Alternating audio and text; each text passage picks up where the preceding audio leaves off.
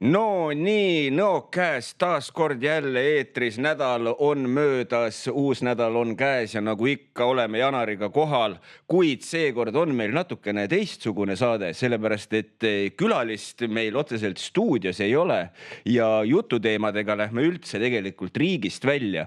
Et Janar, äkki sa räägid, kes meil täna külas on ja kuhu meie jutud meid viivad? Meil on täna siis külas ekraani peal Henri Kirs ja siis räägime natukene ühest reisist, retkest, mis me siin nüüd juba peaaegu 6 aega tagasi ette võtsime. Käisime nimelt Ukrainas, Lvivis ja Ternopilis ja siis seal, mis seal veel vahepeal oli. Ühesõnaga, ja siis mõtlesin, et siis nüüd varsti näete või nägite enne juba ühte pilti, kus me oleme seal Ukraina piiri ääres. Siis sellel hetkel, kui ma seda selfit seal tegin, siis ma mõtlesin, et sellest võiks saate teha. Sest ainuke koht, kus ma selfisid teen, on siin saates ja siis see kuidagi klikkis ära. Ühesõnaga, et vaatame, räägime, kuidas seal see käik oli ja... Olgu, super. Esiteks, Henri, aitäh sulle, et sa selle tunnikese leidsid, et meiega siin natukene juttu puhuda.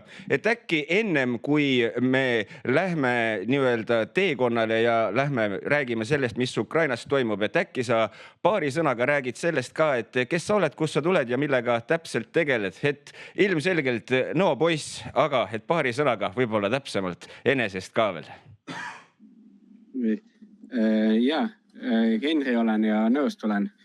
Et ma arvan, et seda on juba piisavalt täpselt. Juba on liiga palju.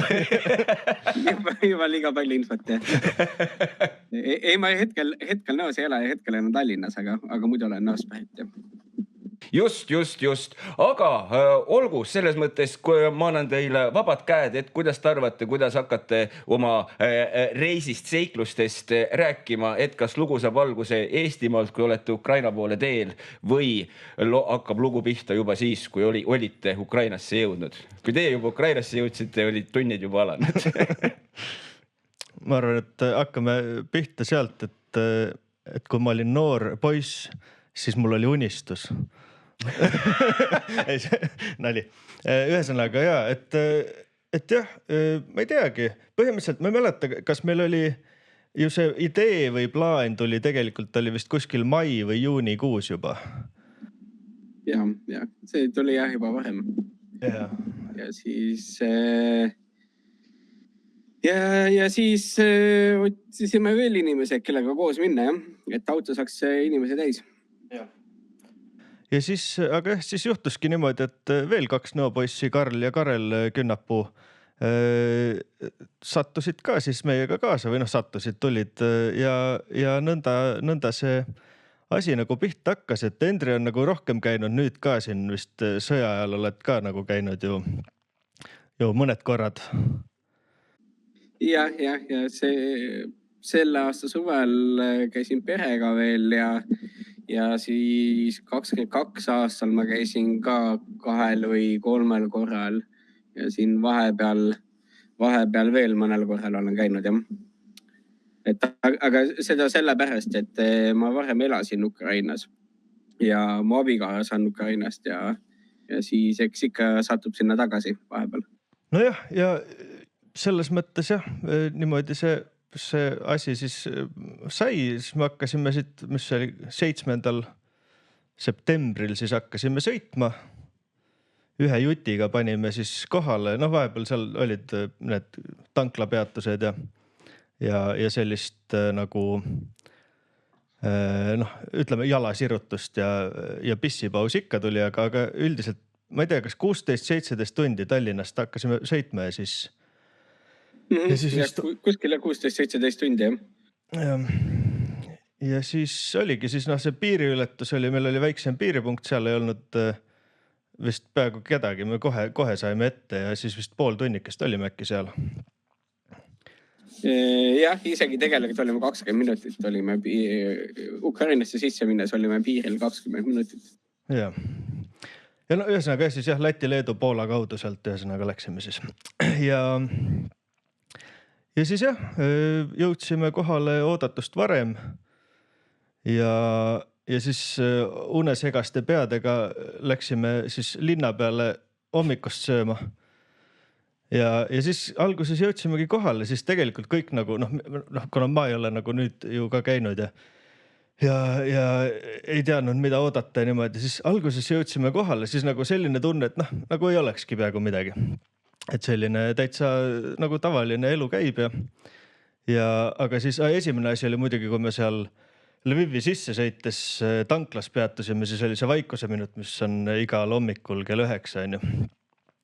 Kus siis kõik jäävad seisma, autod jäävad seisma ja siis on nagu minut aega sellist, vaikuse minut lihtsalt nagu. Selle peale mu kohe küsima, et mille jaoks täpsemalt see vaikuse minut on? Mul on mingid mõtted, mille jaoks, aga mille jaoks seda tehakse? No Hendri teab vist paremini, aga see on ikkagi see mälestamiseks on ja see nagu nii-öelda, nagu leina minut. Leina minut põhjuselt jah, ja mälestamiseks ja austamiseks nende vastu, kes siis hetkel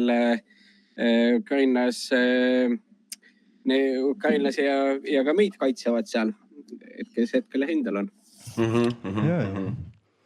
Aga jah, ja siis seal ühesõnaga aga siis jah, seal linnas istudes ja ringi käies sellel esimesel päeval hommikupoole, siis oli ka täpselt, et selline, muidu nagu polnud midagi, aga siis olid nagu väiksed detailid, mis nagu hakkasid silma jääma, kuidas, ma ei tea, seal ühel kirikul aknad olid plekkidega kaetud ja üks asi, mis me muidugi, seda me tollel hetkel ei märganudki, aga seal keskel oli see raekoja hoone vist on ju, sellel olid alumise korruse või keldrikorruse akende ees olid liivakotid ja siis purskkaevudel olid nagu kastid ümber, nagu mis kaitseks ühesõnaga, et sellised väiksed detailid.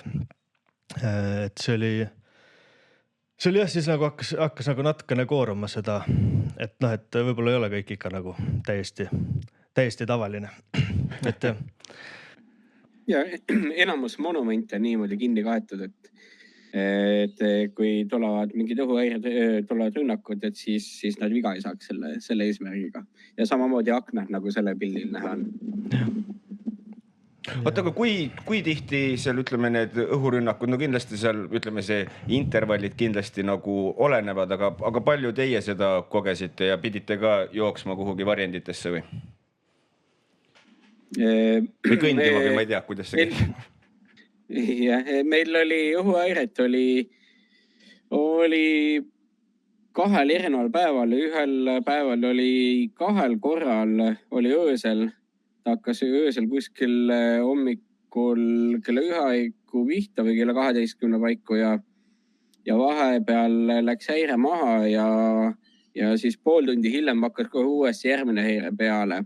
Et nood olid nagu sellise kõrgendatud riskiga häired ja seal olid reaalselt olid plahvatused ja tabamused ka Lvivis, et siis oli reaalselt see kõik juhtus.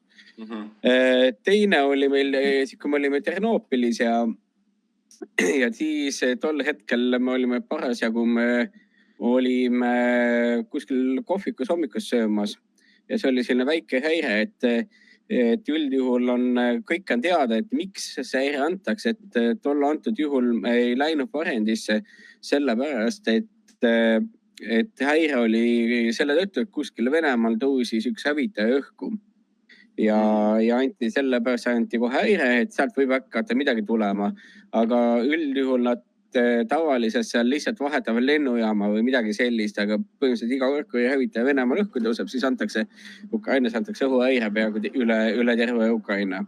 Et see on siis vastav muidugi hävitaja tüübile, et mis suudab missugust raketti nagu kanda.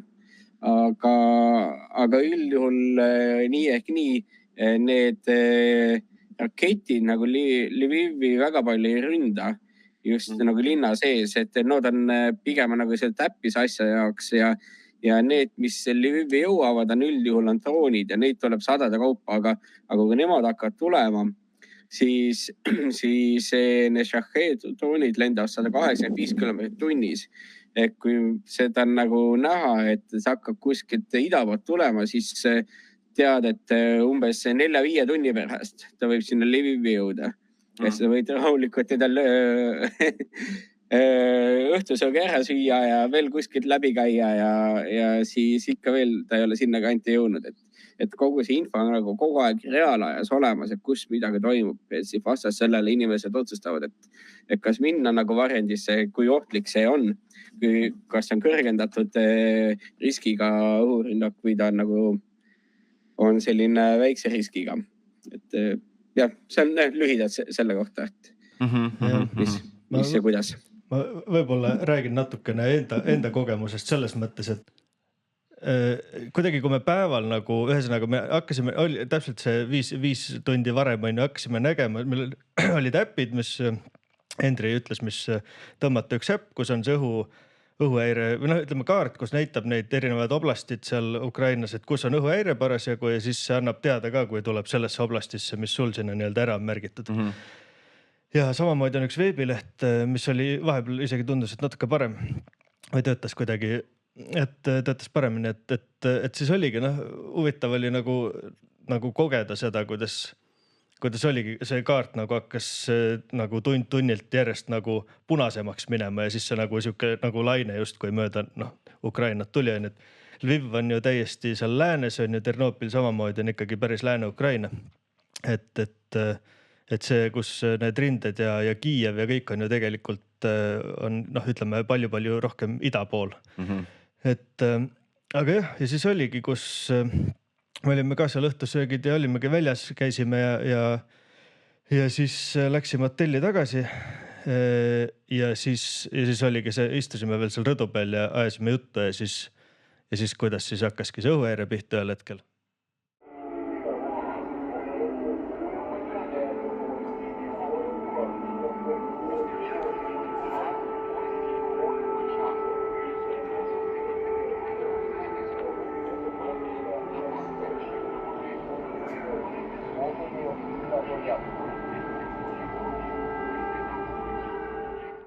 Siis me läksime keldrisse. Aga ma ei tea, see oligi täpselt, et seal keldris ei olnud küll midagi kuulda.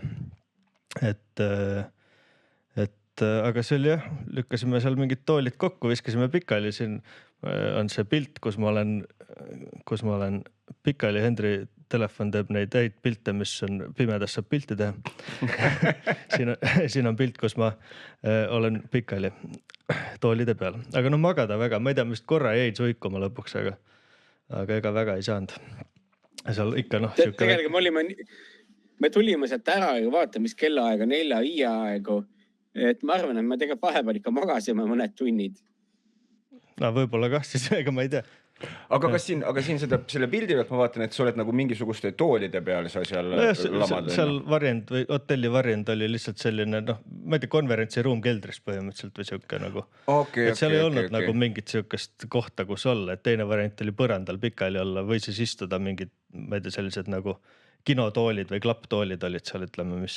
Ma just mõtlesin seda, et kas need varjendite ruumid on nii-öelda kuidagi nagu nüüdseks nagu ette valmistatud kuidagi selle jaoks, et nii-öelda võtta vastu mingisugune mass inimesi, sest ma saan aru, et kui see häire tuleb, siis eesmärk on jõuda nagu kõige lähemal olevasse nii-öelda siis varjendisse, kus iganes see siis on sinu piirkonnas või?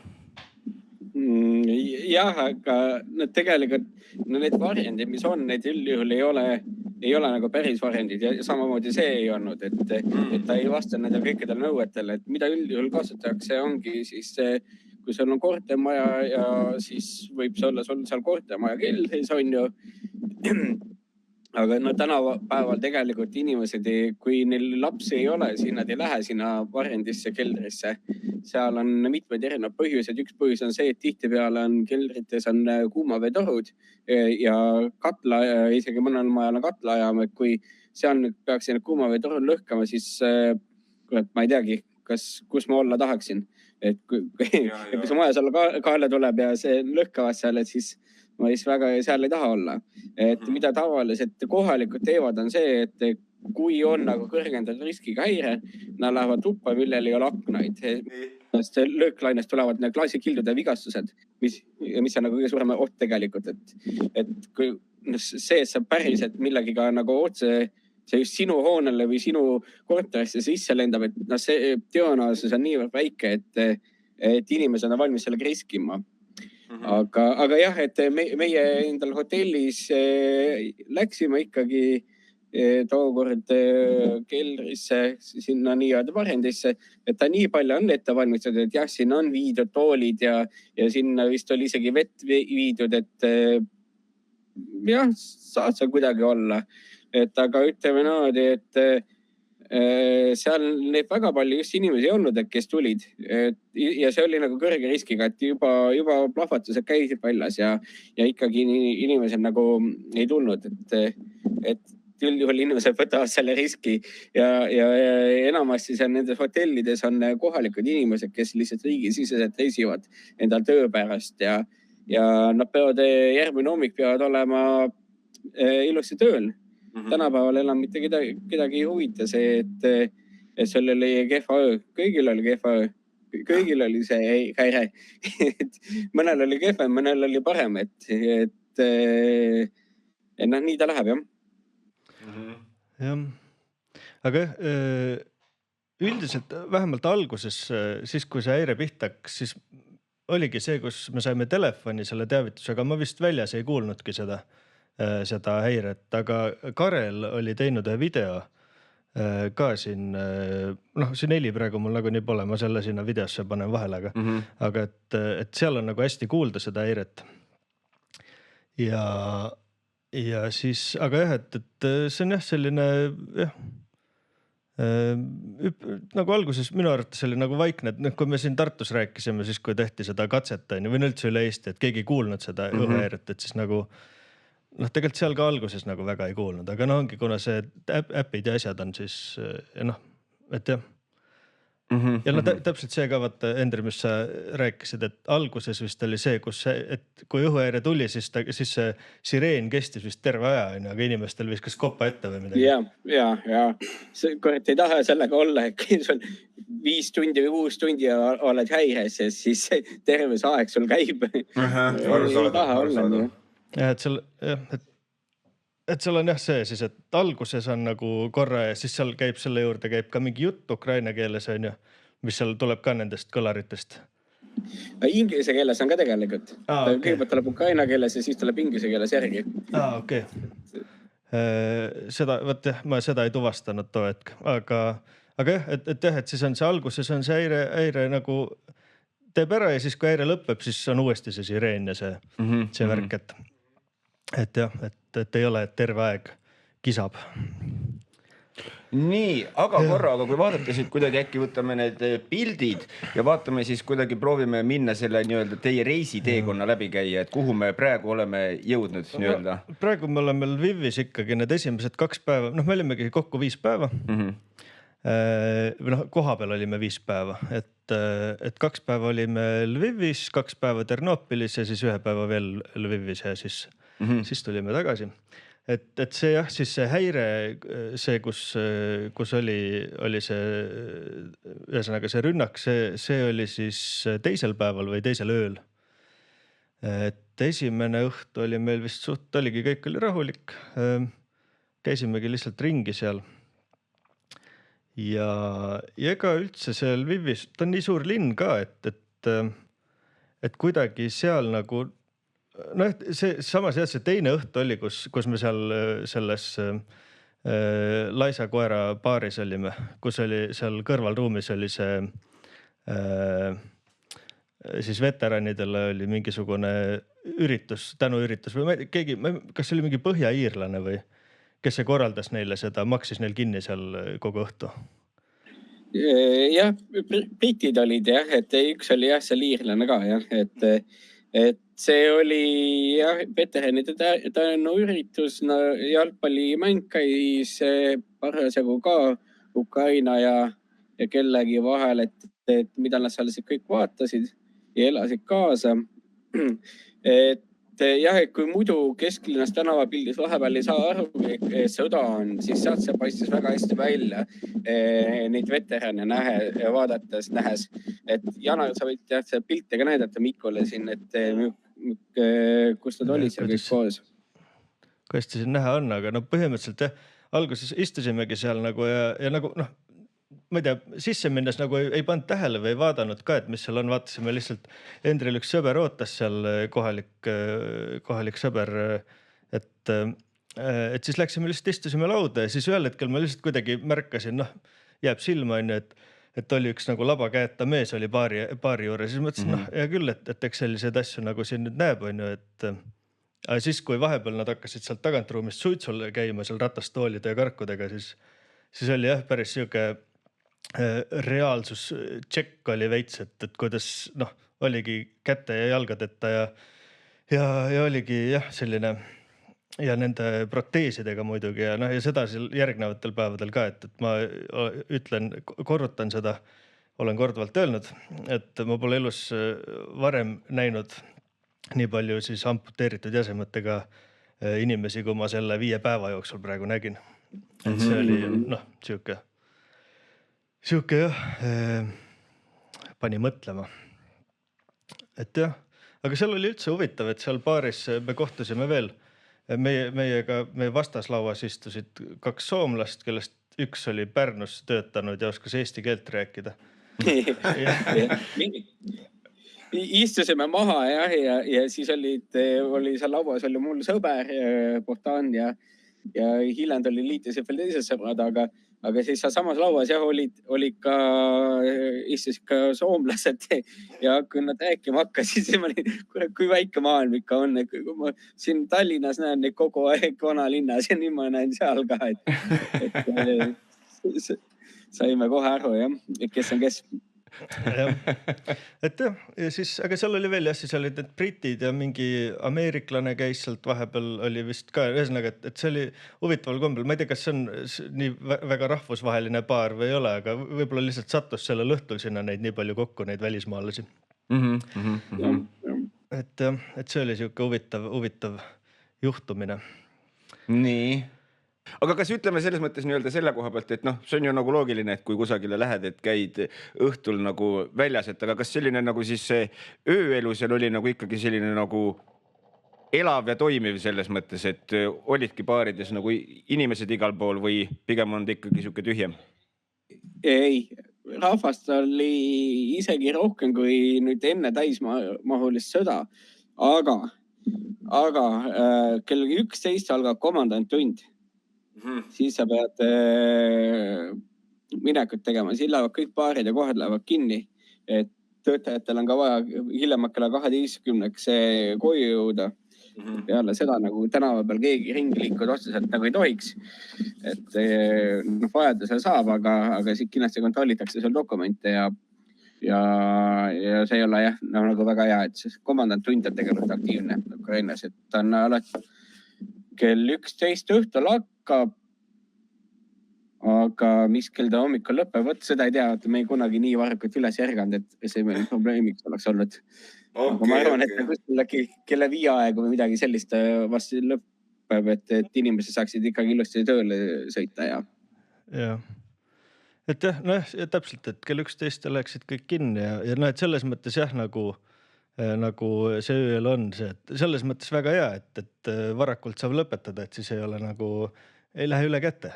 Saad hommikul vara alustada ja vara lõpetada ja niisugune vanad inimestele hea. Täpselt nii, nagu meil oli koroonaaegu, kus vahepeal pandi kõik kohad kinni kell 10 ja vahepeal oli mingi muu kellaaeg, et samamoodi, et sa pead lihtsalt varem alustama ja siis küll sa hakkama saad. Aga jah, et aga jah, nendel päevadel me ju noh, käisimegi seal lihtsalt natuke ringi ja nii-öelda puhkasime, aklimatiseerusime ja tegelikult, ma ei tea, minu jaoks isegi võib-olla nagu põnevam oli Ternopil, sest seal ma ei olnud käinud ja see teekond ka, noh, kuidas me sõitsime sinna, et see oli siis nüüd ütleme 3. päev. Ja me läksime, siis oli tee peal, seal on tee peal mingites kohtades on need kontrollpunktid nii-öelda, kus noh, ühesõnaga nad seal peatavad autosid kinni ja kuigi meil ei olnud väga, me jäime korra seisma, aga siis saime kohe edasi sõita, peaaegu ei saanud hoogugi vist maha võtta. Aga mis see siis on nagu niisugune nagu pistelised kontrollid nii-öelda, et vaadata, et kas sa oled päriselt see, kes sa väidad ennast olevat või nagu mis mõttes kontrollida? ei, nad meil isegi dokumente ei küsinud, et ma ei tea, miks, et võib-olla sellepärast, et Eesti numbrimärgiga auto, võib-olla nad, ma ei tea jah, mida nad täpselt seal otsivad, aga seal on sõjaväelased on nendes kontrollpunktides, kes seda läbi viivad, et ju vist nad midagi kontrollivad, aga mida täpselt, seda ma ei oska öelda. Arusaadav. Aga selles mõttes, et see oli võib-olla selline jällegi huvitav ja siis läksimegi Ternopilisse tee peal, käisime läbi sellisest väiksest linnast nagu Zolotsiv.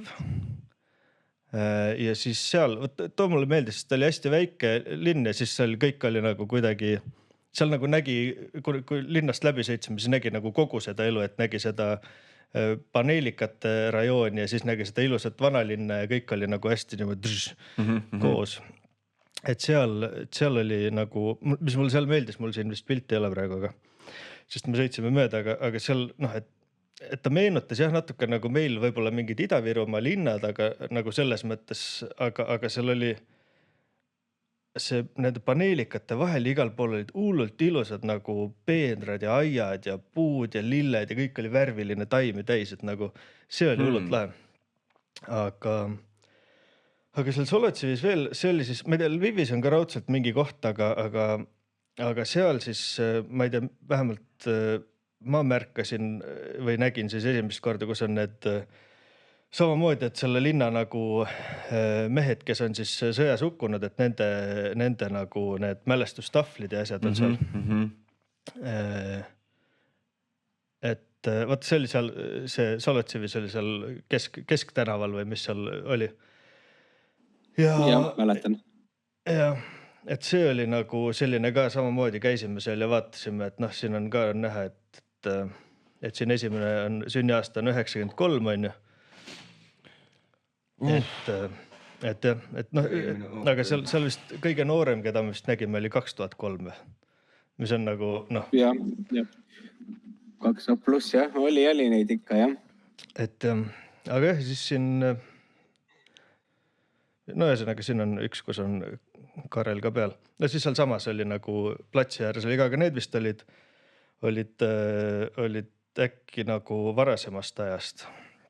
Aga siin oli ka, oligi jah, selles mõttes nagu jälle siuke pani mõtlema ja kõik see. Huvitav, et seda kuju ei ole kinni katetud, et teda kaitsta.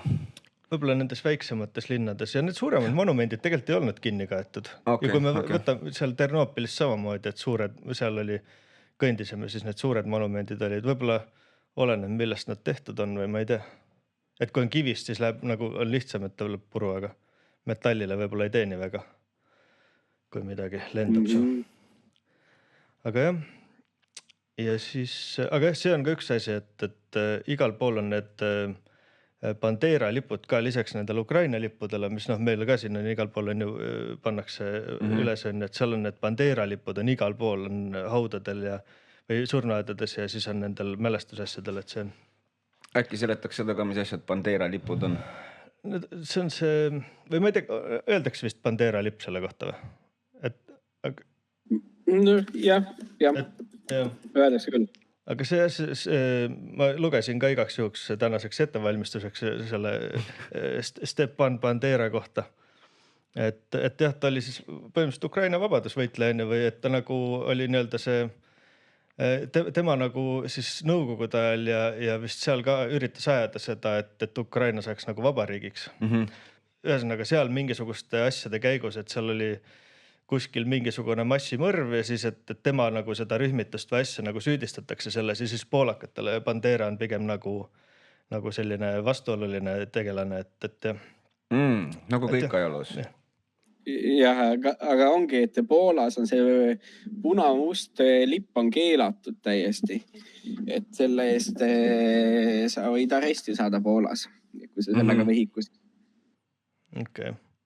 No võt jah, et siuke, aga jah, et Ukrainas jah, kuna ta ikkagi oli vabadusvõitleja, üritas nagu tema see organisatsioon, täpselt ei mäleta, mis see oli, üritas siis nagu vabariiki taastada seal või nii-öelda vabariiki, Ukraina vabariiki luua siis jah, sellepärast on nagu vabadusvõitleja nagu jah, või kangelase või kangelane jah, ütleme. Et sellepärast on siis need lipud igal pool ka, et need puna-mustad. Arusaadav. Vot. Aga see oli ka Ternoopilis oli jah see selline kuju ja siis siin on ka see lipp, et jah, põhimõtteliselt punane ja must sihuke. Aga korra ütleme, et kui rääkida nüüd üleüldiselt sellest nii-öelda Ukrainast nagu endast, võib-olla mitte nüüd sellest reisist nii väga, aga vaat just võib-olla sinu käest on seda nagu hea küsida, kuna sa oled olnud ju Ukrainaga nagu nii kaua aega nagu seotud ja enne sõda täpselt samamoodi, et ütleme, et kui sina peaksid kuidagi, ütleme, kas on mingeid selliseid nagu selgeid erinevusi nagu selles nagu, kuidas oli näiteks seal Ukrainas olla ja chillida, ütleme, siis enne sõda ja kuidas nüüd, kui see sõda on nüüdseks käinud juba kui kaua praegu? No see täiemahuline on 2022. Jah, ma mõtlengi täiemahulist, ma ei mõtlegi nüüd tegelikult asi ulatub tunduvalt kaugemale tagasi, eks ole. Aga et ütle, kas sa oskaksid nagu välja tuua selliseid võib-olla erinevusi siis nagu ütleme selle aja jooksul, mis nüüd praegu on käes ja siis ütleme, kui enne täismahus sõda pihta hakkas? Noh, ma kõige rohkem oskan erinevusi välja tuua selle Lviviga seotud, kuna ma ennem elasin Lvivis ja nüüd ma olen ka käinud Lvivis mitme korral, et enne sõda, täiemahus sõda elas Lvivis kuskil 800 000 elanikku. Et hetkel hinnatakse, et on kuskil 1,5 miljonit elanikku. Et te kujutate ilmselt ette seda asja, et mis juhtub siis, kui järsku ühel hetkel tuleb terve linna jagu tuleb sisepõgenikke. Kui palju see infrastruktuuri mõjutab, et isegi kui on nad kuhugile ära majutada, siis tekib see olukord, et infrastruktuur, kui autoteed ei ole ehitatud selliseks massiks, see linn ei ole planeeritud olema mitte kunagi nagu nii suur, et neil ei ole kiireid teid, kus ümberringi sõita, vaid enamus linnast on kaetud munakivideega ja ta selles mõttes on, et kui ennem oli liiklus seal väga halb, siis nüüd on veel kordades halvem. Et see on üks asi, mida ma tunnen, mis ma saan kohe öelda. Siis teine asi näiteks on see, et keeleliselt, et need põgenikud, kes sinna on Lääne-Ukrainasse jõudnud ja muidu ennem oli, Lviv oli üleüldse Lääne-Ukraina on alati olnud täielikult ukrainakeelne ala ja ütleme naadi, et enne seda täiemahulist sõda oli seal, kindlasti oli vähem kuulda vene keelt kui Tallinnas on. Võib-olla isegi vähem kui Tartus on kuulda vene keelt. Et see oli täielikult ainult ukrainakeelne, aga nüüd ma kuulen tänavate peal ikka päris tihti vene keelt ja see on sellepärast, et need põgenikud, kes tulevad sinna, siseriiklikud põgenikud, et nemad tulevad ikkagi nagu täiesti idast, kus on see nagu täiesti tavaline, on see, et enamus perekondasid ongi vene keele peal. Et eks paljud on nüüd ümber küll lülitanud, õppinud ukraina keele ära, need, kes ei osanud varem, mõned lihtsalt varem peresiseselt lihtsalt rääkida, aga nüüd on põhimõtte pärast ümber lülitanud ka peresiseselt, et kuidas nad räägivad ukraina keeles vene keele asemel. Et see on kindlasti üks asi. Siis muidugi on igasugused hinnad, et mis on nagu kõvasti tõusnud ja see on ka jälle sellest rahvamassist tulenevad väga palju, et igasugused üürihinnad, et kujutate jälle ette, et linn, kus oli 800 000 elanikku ja sinna nüüd järsku vaja on 700 000 elanikku veel vaja ära mahutada, võib-olla isegi rohkem, et siis mis see üürihindadega teeb, mis see hotelli hindadega teeb, et seda ikka on ju. Jah, ma ei tea, kas ma midagi veel oskan nagu välja tuua?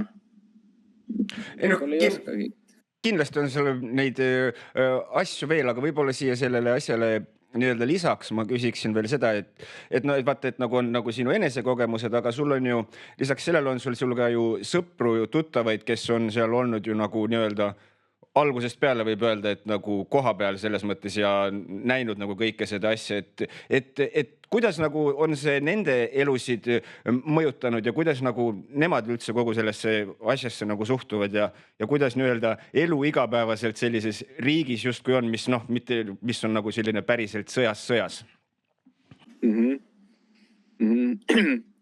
Siin 22 aastal alguses oli, eks see oli kõigil, meil oli hirmuäratav, et mis seal juhtus nüüd ja hakkab juhtuma, keegi ei teadnud, et mis nagu päriselt juhtub. Et kui ma 22 aastal suvel käisin siin sõjaaega nagu esimest korda seal, siis oli veel see olukord, et kus tanklates ei olnud kütust näiteks ja too hetkel juba oli natukene parem, et siis oli lihtsalt limiit, et maksimaalselt sa lubati tankida 20 liitrit kütust ühe korraga. Hea küll, et ma võtan oma 20 liitrit ja sõidan poole ja sealt ma saan paagi täis, aga need inimesed, kes seal koha peal on, siin neil oli teinekord oli see probleem, aga see oli juba 20 liitrit oli juba nagu hästi, et sa sai midagigi. Et vahepeal oli muidugi seda, et ei saa midagi. Ja siis too aeg ma mäletan, et oli nagu see paanikat oli rohkem. Et seda ja endalgi oli, et esimese päeva, kui see hakkas, ega väga hästi magada ei saanud kodus siin, samas isegi Eestis olles. Et ikka ju eelistad ja muretsed oma äma ja äia pärast ja enda sõprade pärast. Et jah, mida ma veel võin välja tuua, on näiteks see, et esimene nädal, kui sõda hakkas, siis kõik käisid varjendisse. Teine nädal mindi ilma aknate ruumi OR korral. Kolmas nädal vaadatakse telekat lihtsalt samal ajal, et pannakse lihtsalt valjemaks, et kui see liiga kõvasti tuleb tänava pealt. Inimene harjub hästi kiiresti ära selle kõigega, mis ümberringi toimub. Jah, meestel, ma tean, et seal Ukrainas on palju mehi, kes ei ole näiteks pool aastat ei ole toas välja käinud selles hirmus, et neid värvatakse siis sõjaväkke. Aga ma tean ka neid inimesi, kes on vabatahtlikult läinud sõjaväkke. Mitmele neist ma olen ise isiklikult nende isikliku varustuse muretsenud ja selle kohale viinud siin, aidanud neid igati pidi. Ja ma tean ka neid inimesi, kellel on tänapäevaks on suhteliselt ükskõik, et hea küll, et kui värvatakse, siis värvatakse. Siis ma lähen ja ma teen seda, mida pean tegema. Ja on ka ju muidugi jah, mingi hetk tuleb selline ükskõiksus tuleb peale. Kui mul on ka sõpru, kes on parasjagu hetkel on rindel ja kui ma olen suvel rääkisin ühega neist paaris kokku saades, rääkisin juttu, tal oli parasjagu oli puhkus 2 nädalat ja siis tema küsisin, mis tema arvab, kuidas see lõpeb või mis nagu juhtuma peaks. Tal oli selline tüdimus sellest kõigest, et ega ta tegelikult ei tea ja ta lihtsalt läheb ja teeb oma tööd ja kuidas see nüüd peaks lõppema, kas tuleb sealt amp või keegi tuleb, aitab. Tema sellesse asjasse ei usu ja läheb lihtsalt teeb oma tööd edasi. Et üldjuhul need igasugused poliitilised arvamused on pigem on nende inimeste rida, kes tegelikult ise rindel osa ei võta ja on kuskil taga, neil on hea rääkida sellest. Jah, kui ise oled nii-öelda nendest sõjakoledustest eemal vaatad seda lihtsalt kui mingit statistikat, siis on jah kerge teha mingisuguseid otsuseid, Jah, täpselt. Aga seal oli see ka, et see nii-öelda, kui värvatakse, et siis ei ole ju, seal oli mingi teatud aeg, mis tuleb olla ja kas siis põhimõtteliselt nagu saab see nii-öelda üks ots läbi nii-öelda või kuidas sellega oli, kas see oli, kui pikk see aeg oli? Jah, tähendab, neid seadusi Ukrainas muudetakse kogu aeg. Sõja alguses oli see, et kui sa oled 2 aastat ära olnud, siis sa oled vaba mees, mine tee, mis tahad. Nüüd on seda muudetud pikemaks. Mul on üks hea sõber, kes oli 2 aastat ära hindel. Temaga midagi ei juhtunud, ta on ilust, ta on terve. Ja ta on nagu vaba mees. Aga see oli ainult, see kehtib ainult nende kohta, kes enam-vähem läksid esimesel 3 kuul. Aga hiljem minijate kohta on nagu mingid, nad on seadus muutnud ja ma ei jään hetke täpselt nagu vastuse võlgu, et kuidas see täpselt nagu toimub. Okei. Aga selles mõttes nagu korra veel nii-öelda sellest ka paari sõnaga, et mis sa mainisid siin, et vaata, et mõned mehed, kes ei olegi käinud juba pikemat aega vaata toast väljas, sellepärast et hirm on see, et värvatakse. Et kas see värbamine siis ongi see piltlikult öeldes niimoodi, et kui pahaaimamatult käib tänaval, siis äkitselt sõidab buss kõrvale, visatakse bussi ja ärkad teadmata kohas või päris nii see nagu ikka ei ole, ma usun. Et äkki paari sõnaga sellest ka, kui palju sa sellest nagu tead, et kuidas see protsess päriselt välja näeb? Esimene osa oli sul täiesti õige,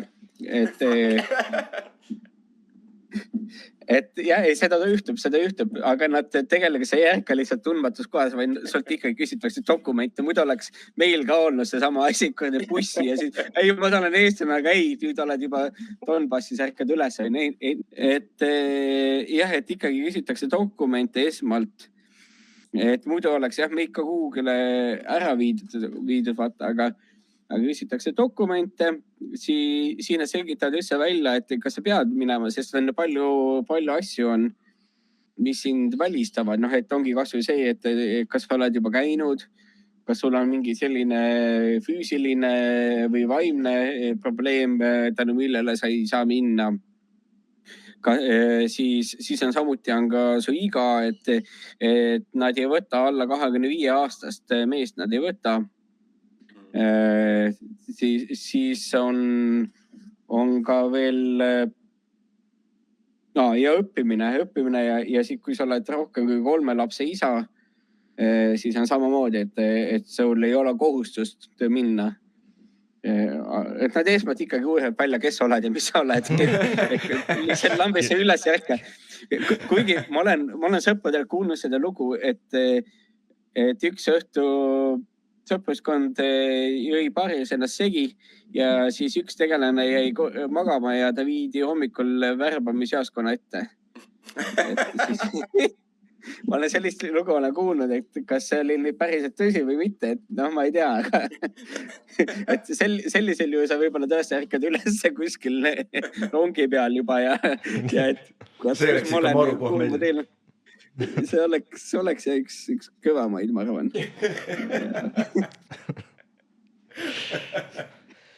Aga korra tulla veel tagasi teie enda nii-öelda spetsiifilise reisi juurde, et äkki on veel midagi vahvat näidata, sa oled siin vahepeal pilte sorteerinud, vaadanud. Ma siin natuke kerisin ja vaatasin, et mis siin on, et jah, ühesõnaga siis ühesõnaga olime seal Solotsivis, siis oli see, näitasin neid, mis olid need mälestustahvlid ja siis jõudsime Ternopilisse, mis on selline ütleme väike linn, aga tegelikult 2 korda suurem kui Tartu vist või midagi sellist.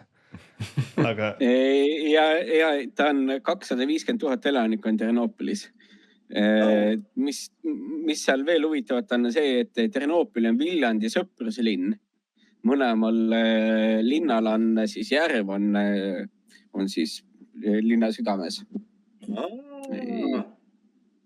Et kui Lviv, kus me ennem olime, on Tartu sõpruslinn, siis Ternopil on Viljandi sõpruslinn. Okei. Ja seal olid igasugu nende siltide peal ka, seal on selline suur järv ikkagi nagu on seal Ternopilis ja siis seal igal pool siltide peal oli nagu, et see on nagu tiik. Et selle nimi on Ternopil nagu tiik on ju, pond oli inglise keeles oli ka oli pond oli. Et see on lihtsalt nagu jah, aga see oli jah, ikka korralik järv ja siuke hästi ilus, siin on promenaad, jookseb kõik nagu servast ja ma neid pilte saan ka veel. Ma ei teata siin, kohe vaatame, kas mul on siin veel mõni sellest pandud kõrvale või võib-olla mul praegu, ühesõnaga videos on on nagunii. No vist praegu ma ei näe siin. Aga jah, et seal on selline suur promenaad oli, kus on siis ääres igasugused ongi hotellid, mingisugused muud baarid, asutused ja ma ei tea, mis seal veel, mingi ujumiskoht oli seal, kus me käisime korra vaatamas. Et selles mõttes ja Ternopilis seal linnas oli ka, siin on seal siuke plats seal keskel, siin samamoodi selle platsi nagu servades siis, või no seal oli siuke nagu keskmine, ma ei tea, nagu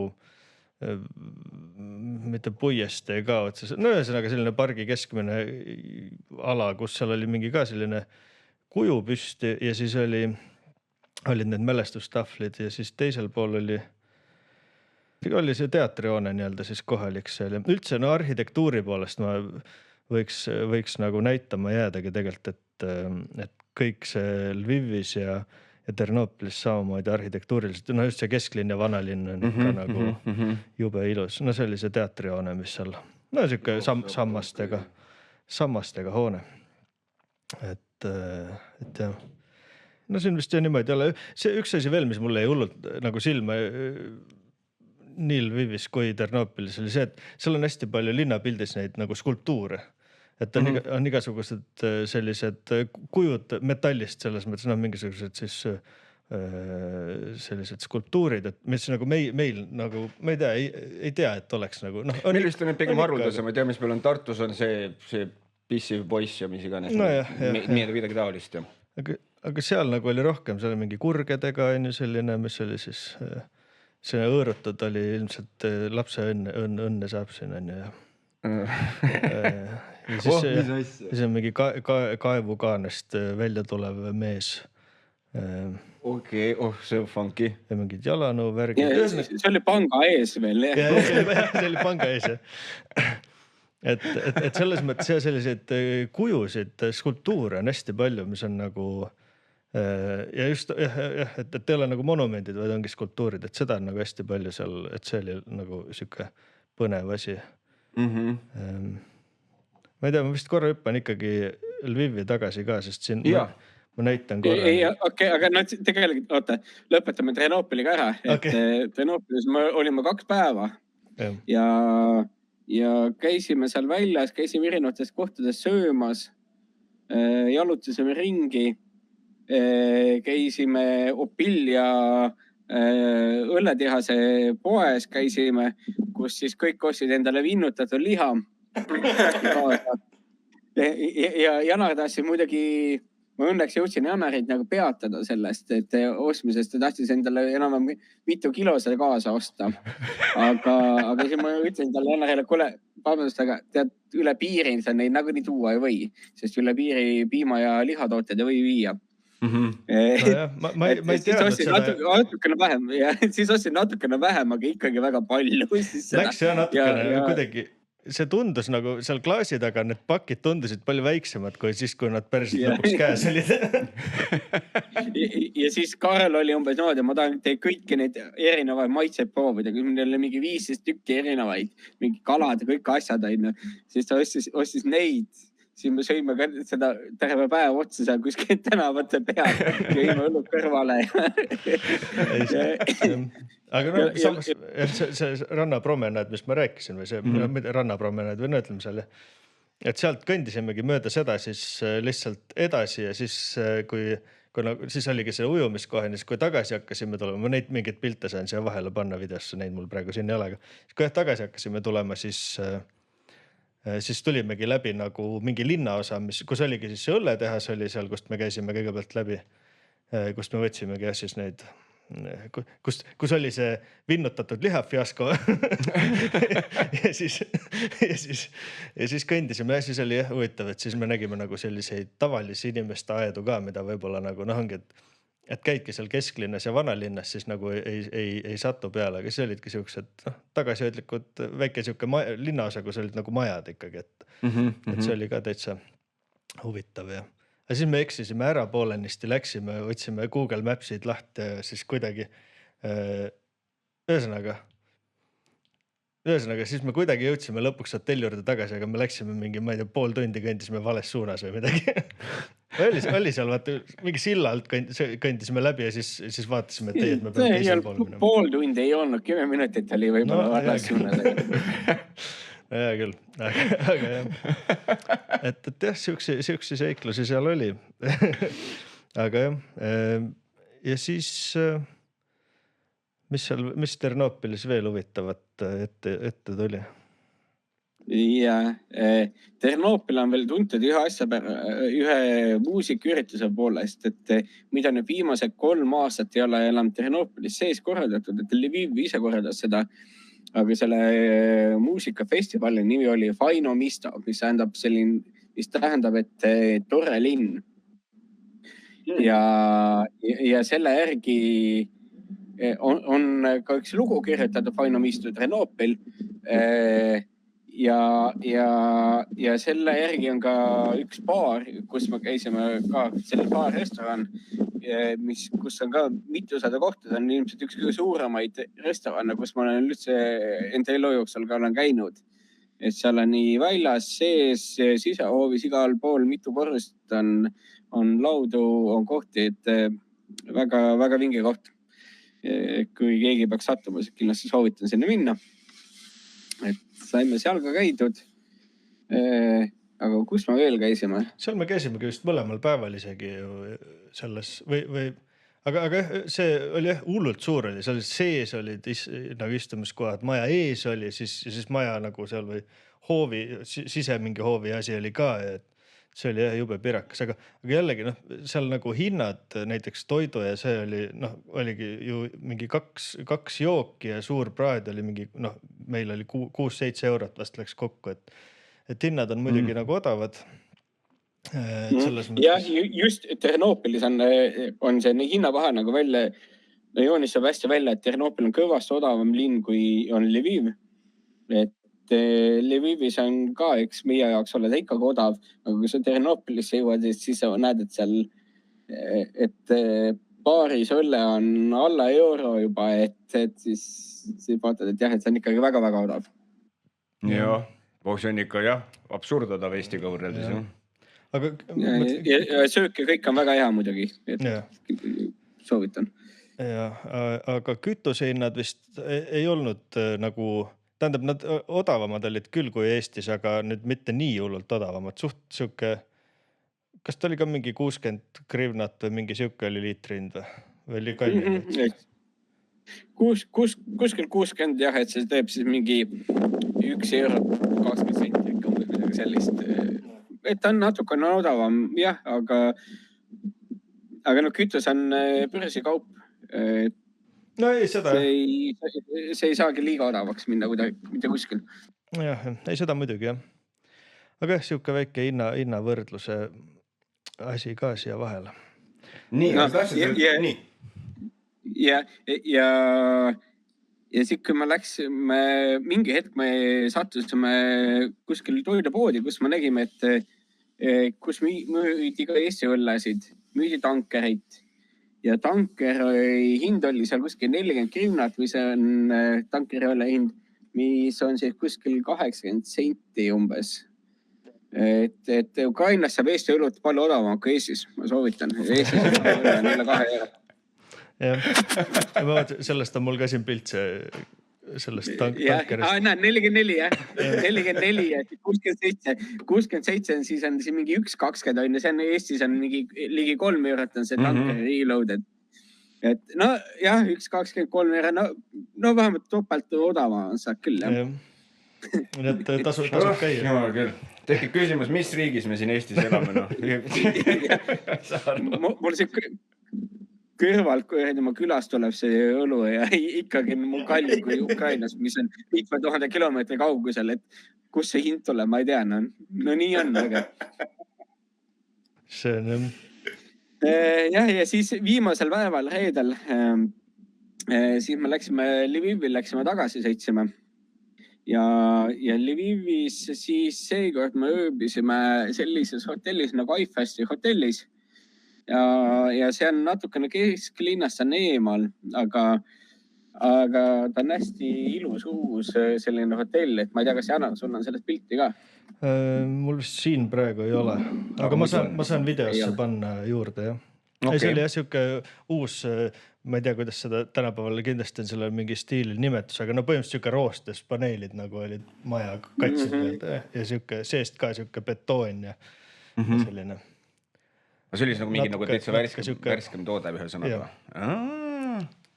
No jah, et see hotell on mingi 6 aastat vana umbes, 6-7, 2019 või 2018 nad avasid. Jah, et ta on ikkagi üppeski uus, jah. Aga jah, ma mõtlesingi Lvivist veel näidata neid, ütleme, siin on see ooperimaja. Jällegi siuke nagu, see arhitektuur jah on seal nagu lihtsalt minu jaoks nagu mega, siin oli jah see sama see kirik, kus on siis, kus need aknad olid ära kaetud.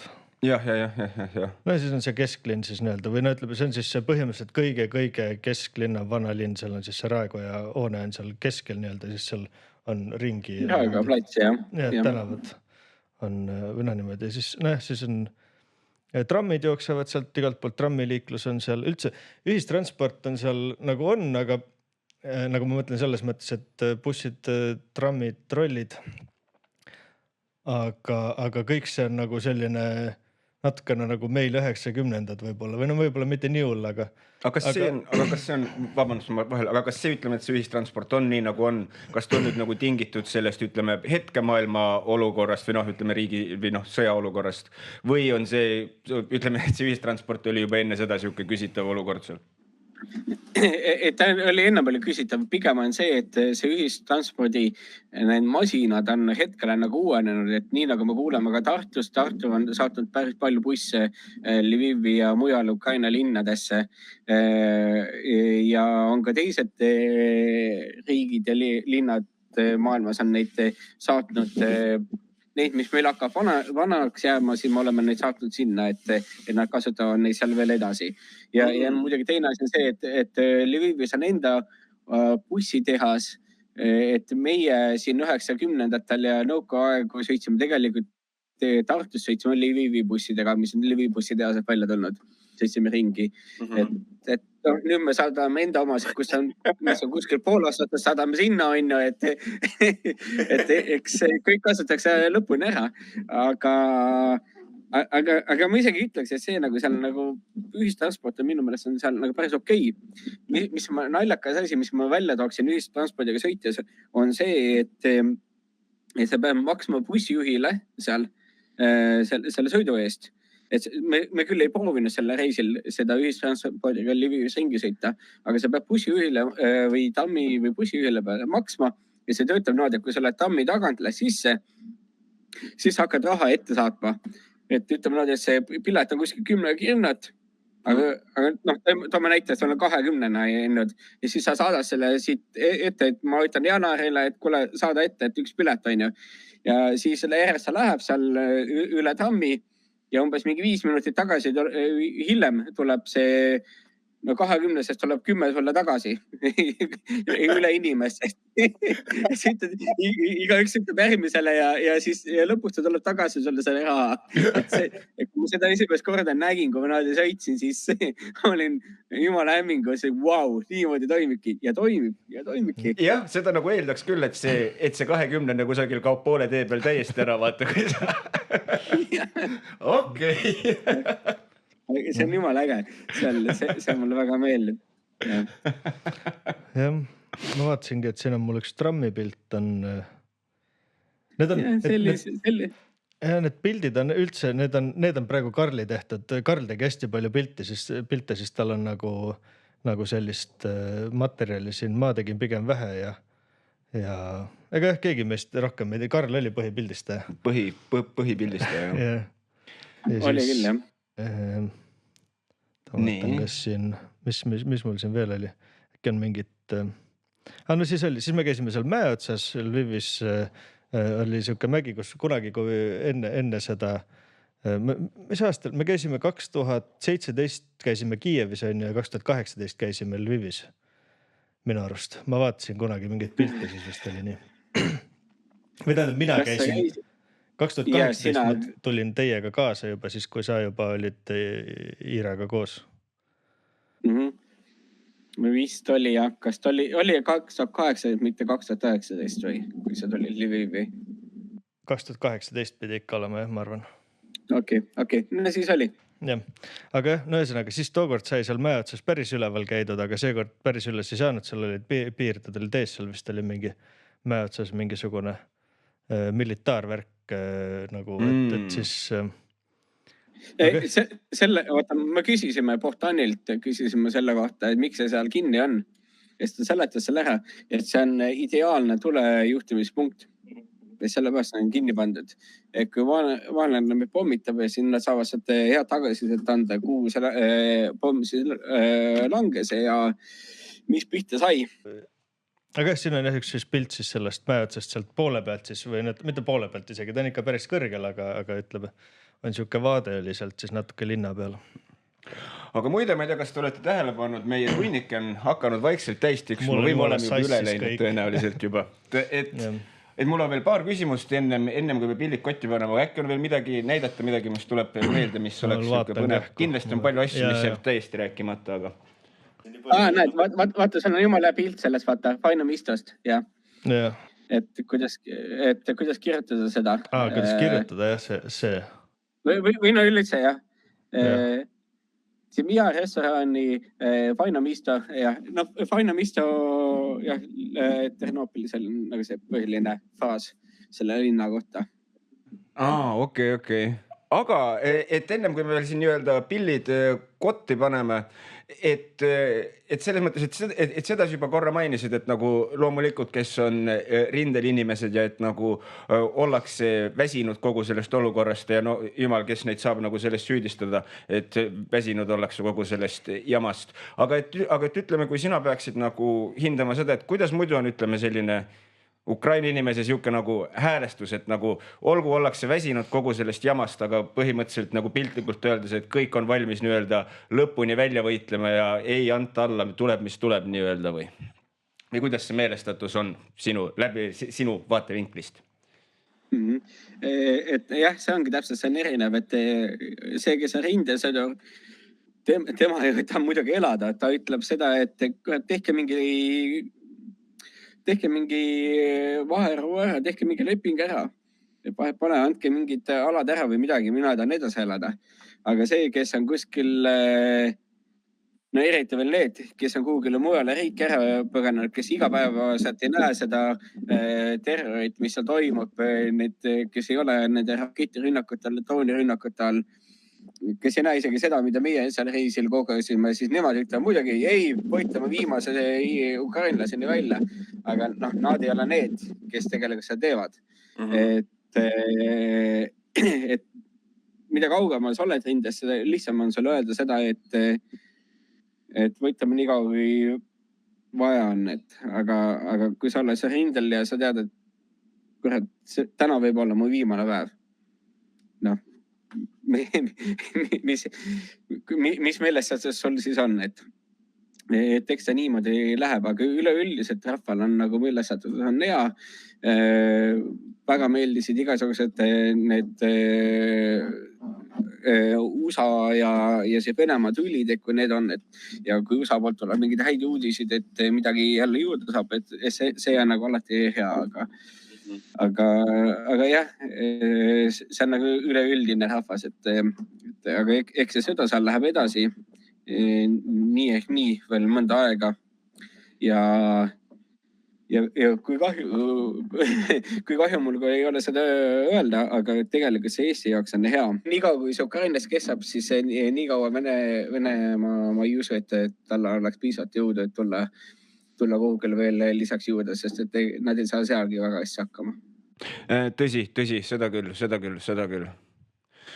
Jah, aga võib-olla ka lõpetuseks võib-olla, et ei oleks, tähendab, ütleme selline, eks kogu see sõjateema ei olegi mitte mingit pidi selline tore teema, aga võib-olla selline lihtsam, kergem küsimus, et kui teie nüüd käisite, et ütleme, et kui inimesed mõtlevad, et äkki tahaks ka reisida Ukrainasse praegusel hetkel kusagil, et kas teie ütleksite, et jaa, minge vaadake, just ma kujutan ette, et vist lääne pool on natukene turvalisem seal riigis olla, aga et iseenesest kas tasuks see reis ette võtta, et võib-olla näha nagu seda asja nagu sellisest vaatevinklist, kus muidu ei näe, nagu sina ütlesid, et ei olnud kunagi nii palju amputeeritud inimesi näinud ja et just võib-olla sellest vaatevinklist. Mina kindlasti soovitaks, et see, mida sa seal näed, on silmi avav kindlasti. Teistpidi on Ukraina on üpriski odav riik meie jaoks. Seal on ka lisaks on see muidugi, et nad on hästi heatahtlikud, neil on hästi hea meel, et neil välisturiste hetkel käib. Jah, ma soovitaksin kindlasti Lääne-Ukrainasse minna. Minu lemmiklinn on muidugi Lviv. Ma ei saagi midagi muud vastata, sest kuna ma abikas on sealt. Aga ma soovitaks võib-olla, kui teil on rohkem kui 1 nädal, siis ma soovitaksin peale Lvivi külastada ka Karpaate, et mägedes on alati väga äge. Karpaatides ei ole ka komandanttundi. Et sinna võib minna, aga seal peab ka arvestama seda, et Karpaatide ala on kindlasti hetkel kõige kallim ala Ukrainas. Et ta võib-olla isegi enne seda oli ka kallim kui muud alad, et seal õppimine, hotellid ja kõik söökijook on kõvasti kallim kui mujal. Aga ta on ka põhjusega, et siseturism on ka seal kõva, et eks seal saadakse ikkagi kokku ja ollakse. See on minu arvamus. Ma ei tea, Jannar, räägi sina. No ma ei tea nüüd, kui see kogemus nagu ära on olnud, et alguses oli ikka sellist ärevust natukene sees, aga praegu ma ütleks ka, et muidugi tuleb arvestada, et tegemist on sõjas oleva riigiga ja et see ei ole nagu, ütleme, lihtsalt turism, on ju, aga samas nagu ongi täpselt seal Lvivis käia, sa näed ette mitu tundi, kui sul mingisugused rünnakud on, sul on aega nagu varjendisse minna, ette valmistada, mis iganes, et tegelikult ju nagu tasuks ikka, nagu hullult ilus linn on ja ongi täpselt, kui saab veel teistes linnades seal ka käia või kohtades, et jah, tõesti, ma vist ka soovitaks isegi. Tõesti, et nagu lahe on, nagu seal, ma ongi, et ma ju varem ka käinud, aga et jah, ongi täpselt see silmi avav värk ka, et paneb nagu mõtlema nagu, et peale selle, et lihtsalt on ilus ja tore linn, on seal ka palju sihukest, mis jääb nagu külge nii-öelda või. Ja alati on seal see asi, et kui ma alati olen seal olnud sõjaaegu ja olen vaadanud seda, et kui hakkavad mingid droonid hakkavad Venemaa poolt sinna suunas tulema, siis ma olen alati mõelnud Eesti peale, olen alati mõelnud Tallinna peale, Tartu peale. Et kui kurjadema lähedal ma olen Venemaale ja mis meil juhtuma hakkab. Seal Lvivis oli jah see, et äge, et hakkavad tulema, et ilmselt täna õhtul tuleb mingi ööhäire, ilmselt äkki midagi siia jõuab. Et umbes kuskil 6 tunni pärast hakkad siia jõudma. Tallinnast, Tartust, pool tundi äkki. Sedagi. Et kui raketid tulevad, siis on ju Tallinnasse peaksid jõudma mõne minutiga. Et selle ajaga sa jõua tegelikult kuhugile minna. Nende kiiremate raketide puhul. Aga jah, Ukrainas mina hindan, et kohati on ohutum Lviv, kui on meil paljud Eesti linnad. Mina hindan jah, seda piisavalt ohutuks, et ma julgesin enda lapsega sinna minna ja alati soovitan sinna minna kõikidel, kes on mult küsinud, et mida läheb vaja on lihtsalt kehtiv pass ja Eesti kodakondsusega inimesel, siis teil ei ole viisat ega midagi vaja, et te saate lihtsalt sinna minna. Et väga lihtne on. Jah, ja ma saan aru, et on kehtiv pass ja ma saan aru, et mingisugused kohalikud mingisugused äpid, asjad telefoni, mis näitavad sulle igasuguseid vajalikke alarme ja teavitusi ja asju ja.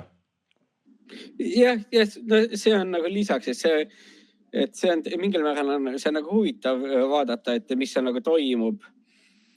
Sikus olas seal vähemalt, et siis oskad enda aega paremini planeerida, et kas nüüd on hetkel just mõttekas kuhugile välja minna või mitte, et kui sa näed, et siin juba kõrval oblastis on juba häire peal, et siis äkki tuleb sinna Lvivi ka. Et siis võib-olla vastas selle teed endale otsuseid, aga muidu sa kuuled tänava peal ikkagi tegelikult selle alguse ja lõppu ära, kui sa just parasjagu ei maga. Et ei ole nagu otseselt isegi võib-olla see äppi vaja. No võiks ikkagi samas olla, jah. Ja. Aga ega seal jah muud ei olnud, et see oligi jah siuke, ongi see, kui autoga minna on ju, ma ei tea, ega seal vist bussid käivad ka on ju, see Tartust käivad isegi bussid ja Tallinnast ja. Ja iga päev käib Tartust Tallinnasse, Pärnus käib buss. Iga päev käib Lviv, iga päev käib Kiievisse ja ilmselt veel mitmesse muusse Ukraina linna, et need bussid käivad päris tihedalt. Ja teine variant on muidugi, et lennata kuhugile Varssavisse ja sealt võtta rong. See on rongiga on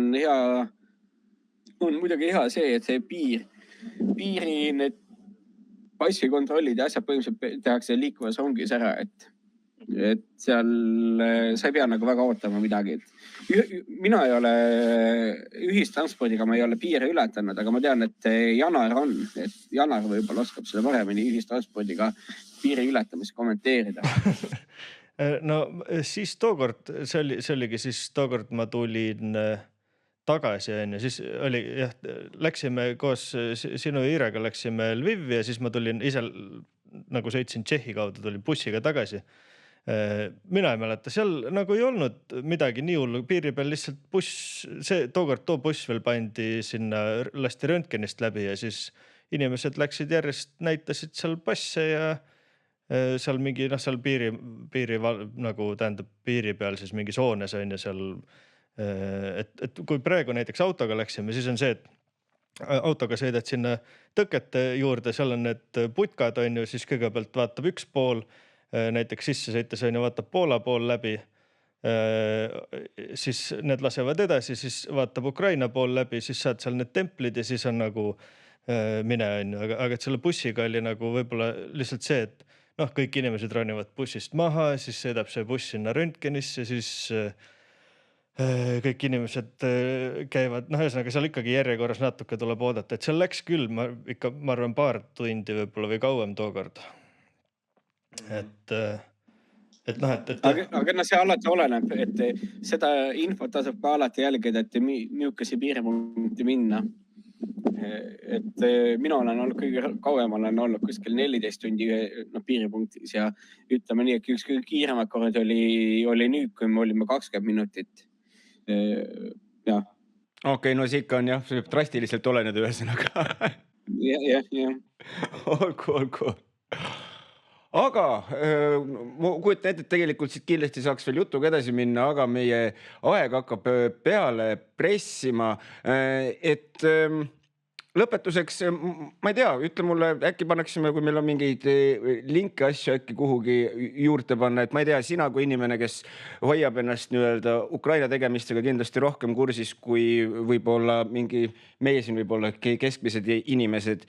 Et räägi mulle, kas on mingisugust sellist adekvaatset kohta, kus sina näiteks internetil nii-öelda uudistel pilku peal hoiad, et mis sinu arvates on kõige pädevam koht, kust saada võimalikult täpset infot, sellepärast et eks selle olukorras on alati seda infot ja küsitavat infot hästi palju liikvel. Ma panen mõned lingid, ma panen ühe selle, kus jälgida, seda tegelikult peab Janar ka, kus jälgida, mis toimub Ukrainas taevas. Sa võid saata need lingid mulle äkki Messengeri või midagi? Või Mikule, eks?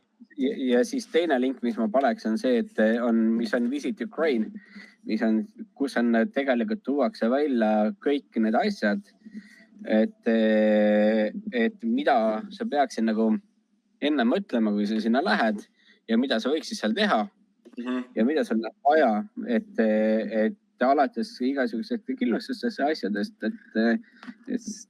ja piiriületustest ja hotellidest, et mida nagu võiks nagu mõelda. Ja ma panen need Janarile. Super, väga hea, et siis need lähevad postitusele juurde. Super, väga hea, need kõik lingid lähevad meil postituse juurde, saate kindlasti sealt pilgu peale heita, aga ma usun, et tõmbame siin saatele joone alla ning jah, Henri, veel kord suur-suur aitäh sulle, et sa selle tunnikese või pikem kui kauem kui tunnikese leidsid, et meiega siin natukene juttu puhuda. Minul oli vähemalt väga tore, ma loodan, et teil ka. Ja selles mõttes ma usun, et Ukraina on kindlasti teema tegelikult, millest saaks veel pikemalt rääkida, et mine sa tea, võib-olla mingil hetkel saates tagasi ja siis ei keskendu nii väga spetsiifilisele reisile, vaid võib-olla olukorrale riigis äkki. Vot. Ja muidugi. Aga Henri, veel kord suur aitäh. Ikka, ja olge tõulid, tšau.